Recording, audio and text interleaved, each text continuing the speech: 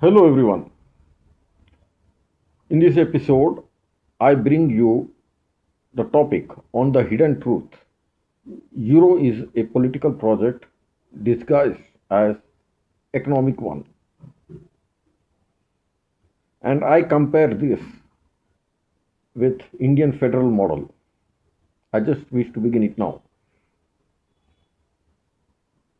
In modern political history, two large human experiments stand out. One is India, a nation that began with diversity and tried to build unity. The other is the European Union, a region of separate nations attempting gradual unity.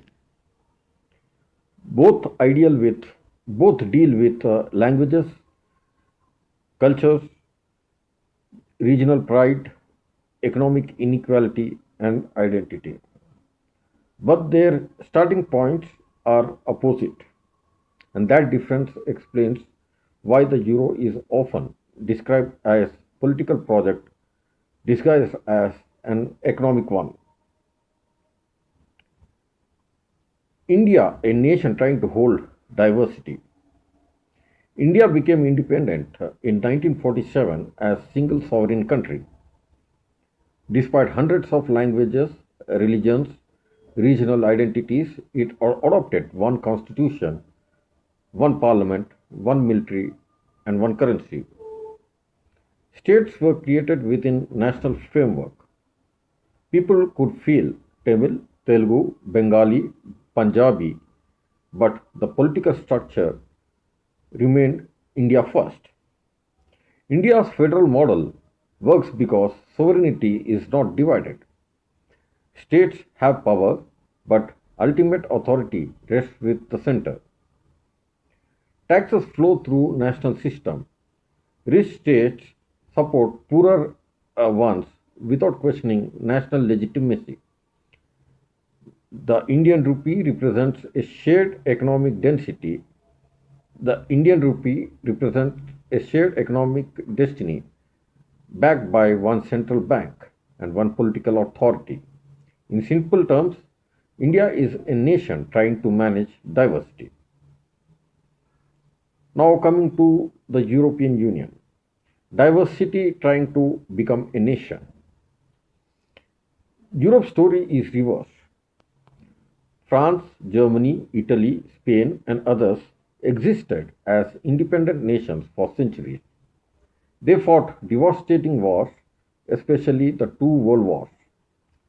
After that trauma, European leaders tried something unprecedented: integration without dissolving sovereignty. The European Union created common markets, open borders, and eventually a shared currency members, for many members, the euro. But the crucial difference remained.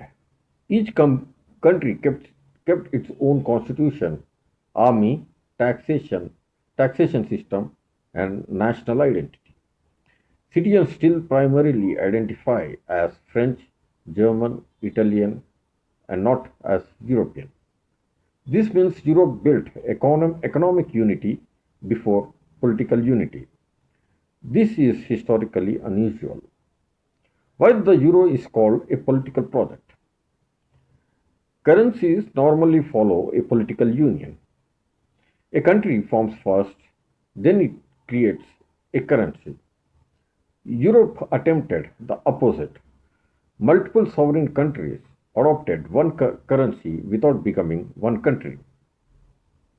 The euro, therefore, does more than facilitate trade. It forces coordination. It pressures governments to behave like parts of a single system, even when voters think nationally.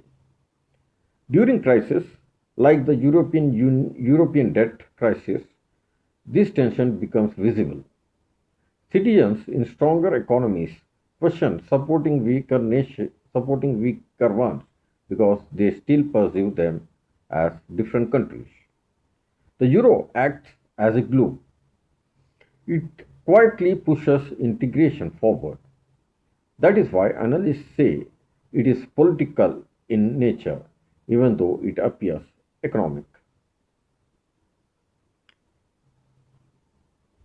The core structural difference of European Union and India. India's political union created a baseline identity that survives disagreements.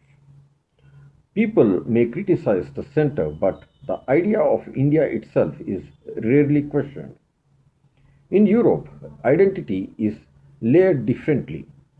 European identity exists, but national identity remains dominant.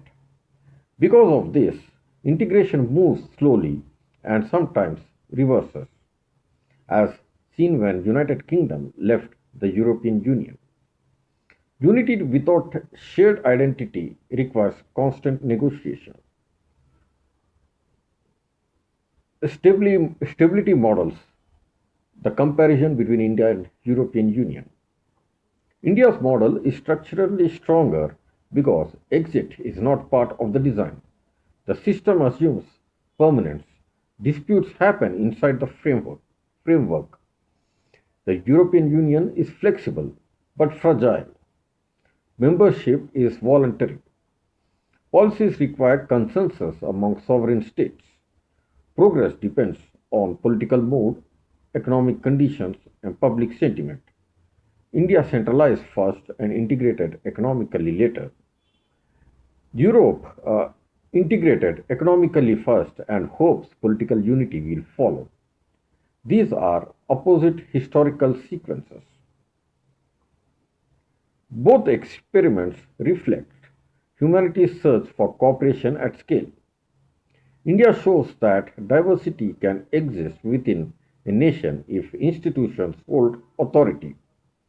Europe shows that nations can cooperate deeply without fully merging, but the process is slow and uncertain. Neither model is inherently superior. Different, they answer different historical problems. India emerged from colonial rule needing cohesion. Europe emerged from war needing restraint. The conclusion. The statement that euro is a political project disguised as an economic one captures a deeper reality. Economic tools can shape political futures. India represents a nation managing diversity through shared sovereignty. The European Union represents diversity attempting to build shared sovereignty. One began as unity, the other is moving towards it. The outcome of Europe's experiment remains unfinished, but together these two models show that relationship between identity, economics, and political authority is central to how large societies survive, and the world continues to watch both. Thank you for tuning in with us. Have a great day. We'll get back to you with more topics like this.